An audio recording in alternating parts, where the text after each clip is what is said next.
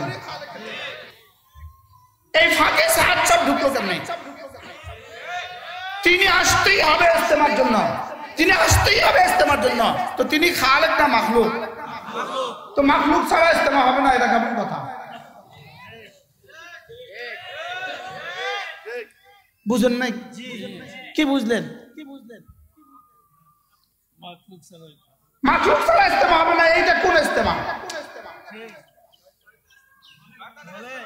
এটা বুঝা গেছে এখানে অন্য কিছু আছে, এখানে অন্য কিছু। কি যে আর বেশি টেনশন করে লাভ নাই।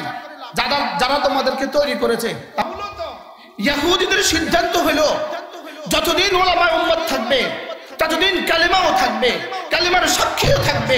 ওলামায়ে উম্মতকে যদি শেষ করে দিতে পারো, ওলামায়ে উম্মতকে থেকে যদি উম্মতকে বিচ্ছিন্ন করে দিতে পারো, তো ধীরে ধীরে সাক্ষী যখন গায়ের